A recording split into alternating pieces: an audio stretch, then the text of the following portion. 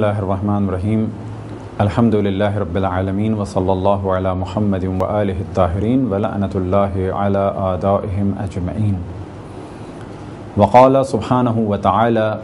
وَإِذْ جَعَلْنَا الْبَيْتَ مَثَابَةً لِلنَّاسِ وَأَمْنًا وَاتَّخِذُوا مِن مَّقَامِ إِبْرَاهِيمَ مُصَلًّى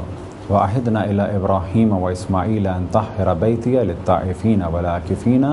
وَرُكَّعِ السُّجُودِ۔ موضوع گفتگو اعتکاف۔ اعتکاف کیا ہے اور کیا اس کی اہمیت ہے، اور اعتکاف پر کیا اعتراض لوگوں کے ذہن میں ابھرتے ہیں، ان کے کیا جوابات ہیں، اعتکاف صحیح ہونے کی کیا شرائط ہیں، اگر کوئی اعتکاف ختم کر دے اور کب ختم کرے تو پھر اسے کیا کرنا ہوگا، اور اگر کفارہ ہے تو کتنا ہے۔ یہ وہ موضوعات ہیں کہ اگر خداوند تبارک و تعالیٰ نے توفیق عطا فرمائی تو تدریجاً ان موضوعات کو البتہ اس جانب پھر توجہ دلائیں کہ کوشش ہماری یہی رہے گی کہ جو مسائل بیان کیے جائیں وہ اجماعی، اور اگر وہاں پر فتوے مختلف ہیں تو احتیاط کے مطابق جو رائے ہو اس کو بیان کیا جائے، تاکہ ہر شخص کے لیے اور ہر جگہ اور بعد میں آنے والے دور میں بھی یہ گفتگو عام مومنین کے لیے فائدہ مند رہے۔ جس آیت کی تلاوت کا شرف حاصل کیا اس میں خداوند تبارک و تعالیٰ نے توجہ دلائی اس امر کی جانب کہ خانہ کعبہ کی تاسیس کے اہداف میں سے ایک ہدف اور خانہ کعبہ کو پاک اور پاکیزہ رکھنے کے اہداف میں سے ایک ہدف اعتکاف ہے۔ لہذا خداوند تبارک و تعالیٰ کا ارشاد ہوا کہ جب خانہ کعبہ کی تعمیر مکمل ہو چکی تو اللہ سبحانہ و تعالیٰ نے حضرت ابراہیم اور حضرت اسماعیل کو حکم دیا اور یہ عہد لیا، ارشاد ہوا وَعَهِدْنَا إِلَىٰ إِبْرَاهِيمَ وَإِسْمَاعِيلَ أَن طَهِّرَ بَيْتِيَ لِلطَّائِفِينَ وَالْعَاكِفِينَ وَرُكَّعِ السُّجُودِ کہ ہم نے عہد لیا ابراہیم سے اور اسماعیل سے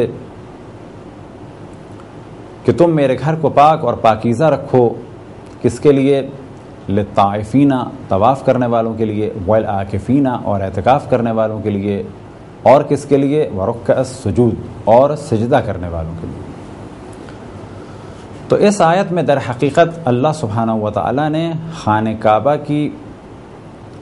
جہاں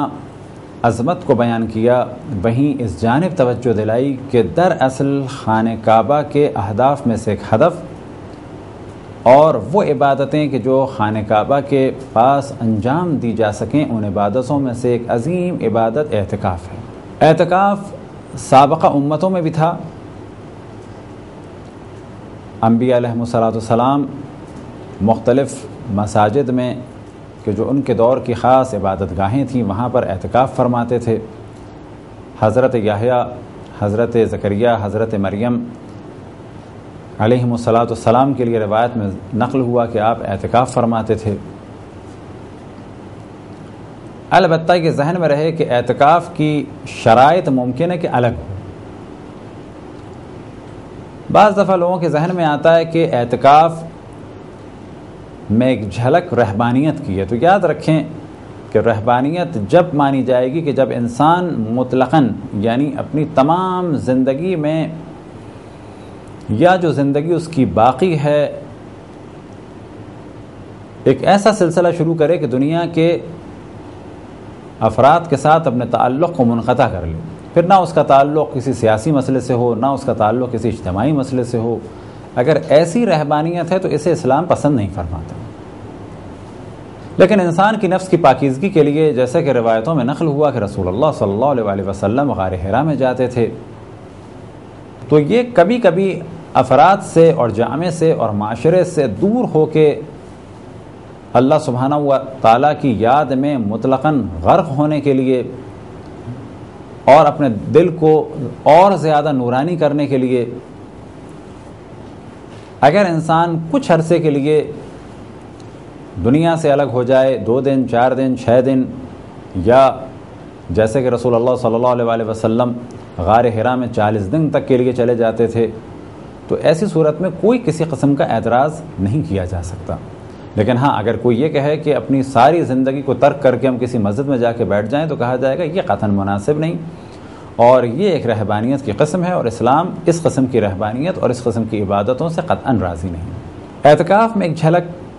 حج کی پائی جاتی ہے، لہٰذا جب احکام بیان ہوں گے تو اس میں جانب توجہ دلائی جائے گی کہ ہر وہ چیز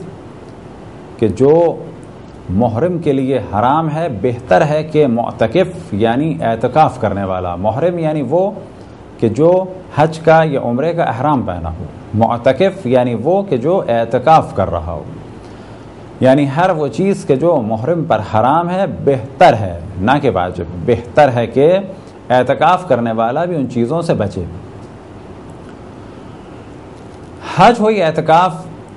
اور دیگر اسلامی عبادات، اصل ہدف ان عبادات کا یہ ہے کہ انسان کا نفس مضبوط ہو. تو کبھی یہ پریکٹس ماہ رمضان میں روزوں کے ذریعے سے ہوتی ہے کہ انسان کے لیے عام زندگی میں کھانا پینا جائز ہے، لیکن ماہ رمضان میں اول فجر سے اول رات تک، عام طور پر کہا جاتا ہے مغرب تک، لیکن ہم عام طور پر رات کہتے ہیں. وجہ کیا ہے کہ کلیئر ہو جائے کہ اللہ سبحانہ و تعالیٰ نے مغرب کے بعد جس وقت کا ذکر کیا ہے قرآن مجید میں کہ اس وقت تک روزہ مکمل کرنا ہے، وہ ہے رات. لہذا ارشاد اللہ سبحانہ و تعالیٰ ہے وَأَتِمُّ الصِّيَامَ إِلَى اللَّيْلِ، کہ روزے کو مکمل کرو کب تک؟ رات تک. پس جیسے ہی عرفاً یعنی جرنل پبلک کہے کہ اس وقت رات شروع ہو گئی تو اس وقت تک روزے کو کرنا ہے، نہ کہ تمام رات. پس جیسی رات شروع ہوگی، اب یہ ڈیپینڈ کرتا ہے کہ رات واقعاً جیسے ہی سورج غروب ہو رات مانی جاتی ہے. عرفاً عام پبلک اس کو رات نہیں مانتی، بلکہ کچھ دیر کے بعد رات کا سلسلہ شروع ہوتا ہے، اور وہی احتیاط ہمارے یہاں ہے کہ غروب کے کچھ دیر کے بعد افطار کیا جائے. تو روزہ بھی در حقیقت ایک قسم کی نفس کی مشقت ہے، اور ایک پریکٹس کرائی جاتی ہے انسان کو کہ وہ اللہ سبحانہ و تعالیٰ کے لیے کچھ چیزوں سے اپنے نفس کو بچائے اور بچانے کے ذریعے سے اپنے نفس کو مضبوط کرے. بعض دیگر ادیان ریاضت کرتے ہیں، لیکن وہ حرام ریاضت ہوتی ہے. اسلام پسند کرتا ہے حلال ریاضت کو، اور حلال ریاضتوں میں سے ایک بہترین حلال ریاضت ہے روزہ، اور بہترین ریاضتوں میں سے ایک ریاضت ہے اعتکاف. تو پہلے مرحلے میں یہ گفتگو ہوئی کہ اعتکاف کی بہت زیادہ اہمیت ہے سابقہ ادیان میں بھی، اور پھر رسول اللہ صلی اللہ علیہ وسلم بہت زیادہ اہتمام فرماتے تھے اعتکاف کے لیے. مثال کے طور پر روایتوں میں نقل ہوا کہ جس سال روزے واجب ہوئے اس سال آپ نے اعتکاف فرمایا پہلے عشرے میں، اگلے سال آپ نے اعتکاف فرمایا دوسرے عشرے میں، اور پھر تمام زندگی آپ نے اعتکاف فرمایا آخر عشرے میں، یعنی آخر کے 10 دن آپ اعتکاف فرماتے تھے. اسی طریقے سے روایتوں میں نقل ہوا کہ جب بھی ماہ رمضان کے آخر 10 دن آتے تھے، اذا کان عشر الاواخر فاعتکف رسول اللہ فی المسجد وضربت له قبۃ من شعر، کہ جب بھی ماہ رمضان کے آخر دن آتے تھے تو رسول اللہ صلی اللہ علیہ وسلم کے لیے بالوں سے بنا ہوا ایک خیمہ نصب کر دیا جاتا تھا. بالوں سے بنے ہوئے خیمے سے کیا مراد؟ جس طرح سے بالوں سے اون بنتا ہے، بالکل اسی طریقے سے بالوں سے اون بنانے کے بعد عرب معاشرے میں خیمے بنائے جاتے تھے، اور خیموں کی ایک قسم ہوتی تھی بالوں سے بنے ہوئے خیمے. تو روایت میں نقل ہوا کہ بالوں سے بنا ہوا خیمہ رسول اللہ صلی اللہ علیہ وسلم کے لیے مسجد نبوی میں لگا دیا جاتا تھا. اور پھر کنایت نقل ہوا کہ آپ اپنی پوری کوشش کے ساتھ عبادات میں مصروف ہو جاتے تھے. لہذا روایت میں اگلے مرحلے میں نقل ہوا وَشَمَّرَ مَأْزَرَهُ وَطَوَّ فراشہو، پھر آپ اپنی کمر کو مضبوطی سے باندھ لیتے تھے اور اپنے بستر کو لپیٹ دیتے تھے. یہ کنایہ ہے کہ اعتکاف میں آپ پھر پوری کوشش کے ساتھ صرف اور صرف عبادت میں مصروف رہتے تھے. گو کہ زندگی کا آپ کا ہر لمحہ عبادت کا تھا، لیکن ماہ رمضان میں 10 دن میں آپ اعتکاف کے ذریعے سے عبادت اللہ سبحانہ و تعالیٰ کی فرماتے تھے. اور اسی طریقے سے روایتوں میں نقل ہوا کہ جنگ بدر ماہ رمضان میں ہوئی تھی، اور کیونکہ جنگ بدر ماہ رمضان میں ہوئی اور وہ بھی خصوصاً آخر 10 دنوں میں، تو آپ رسول اللہ صلی اللہ علیہ وسلم اعتکاف نہ کر سکے. لہذا کیونکہ آپ اعتکاف نہیں کر سکے، پھر آئندہ سال آپ نے بجائے 10 دن کے 20 دن اعتکاف کیا. یعنی آپ کی سنت یہ تھی کہ 10 دن آخر ماہ رمضان میں آپ اعتکاف فرماتے تھے، لیکن جب جنگ بدر میں آپ اعتکاف نہیں کر سکے تو جنگ بدر کے بعد جو ماہ رمضان آیا اس میں آپ نے 20 دن کا اعتکاف کیا. 10 دن اس سال کے تھے اور 10 دن جو سال گزشتہ گزر گیا جس میں جنگ بدر ہوئی اس کے اعتکاف کی قضا فرمائی. مختلف روایات میں اعتکاف کے ثواب بیان ہوئے، فضائل بیان ہوئے، اور اتنا ہی کافی ہے کہ اس کا ذکر قرآن مجید میں رسول اللہ صلی اللہ علیہ وسلم نے اعتکاف کی جانب توجہ دلائی، ائمہ اہل بیت علیہم السلام نے اعتکاف کی جانب توجہ دلائی. ایک واقعہ نقل ہوا امام حسن مجتبیٰ علیہ السلام سے متعلق کہ امام مسجد الحرام میں اعتکاف میں تھے. اسی دوران ایک شخص آیا اور اس نے آنے کے بعد اپنے مسائل امام کی خدمت میں بیان کی اور کہا کہ میں مقروض ہوں، اور جس شخص کا مقروض ہوں وہ مجھ سے اپنا قرض طلب کر رہا ہے، اور اگر میں نے قرض ادا نہیں کیا تو وہ مجھے زندان میں ڈال دے گا. تو امام کے پاس اس وقت کچھ مال نہیں تھا کیونکہ آپ مکے میں تھے اور اعتکاف کے عالم میں تھے. لہذا امام نے کہا کہ میرے پاس کچھ مال نہیں، اگر ہوتا تو میں تمہیں دے دیتا، کیونکہ امام بہت زیادہ سخی تھے. اور بہت سارے واقعات نقل ہوئے کہ جب بھی آپ کے پاس مال تھا آپ نے لوگوں کو فراوانی کے ساتھ دیا. اس شخص نے کہا کہ آپ میرے ساتھ چلیں، تو امام فوراً تیار ہو گئے اور جوتے پہنے. اسی دوران اس شخص نے کہا اور امام سے معافی مانگی کہ میں بھول گیا تھا کہ آپ اعتکاف میں ہیں. تو امام نے کہا کہ میں بہت زیادہ رغبت اس اعتکاف کی جانب نہیں رکھتا. کیا مراد؟ یعنی اعتکاف کی جانب رغبت سے انکار نہیں کیا امام نے، بلکہ در حقیقت اب جب یہ مسئلہ آ گیا کہ ایک شخص کو زندان میں ڈالا جا سکتا ہے اور دوسری جانب آپ ایک مستحب اعتکاف میں مصروف ہیں، تو امام کی نظر میں زیادہ اہم کام یہ تھا کہ ایک شخص کی مشکل کو حل کیا جائے. یعنی اس عبادت کے مقابلے میں اس کی جانب میری رغبت نہیں ہے. امام نے اعتکاف کو ترک کیا. اب یہ ذہن میں رہے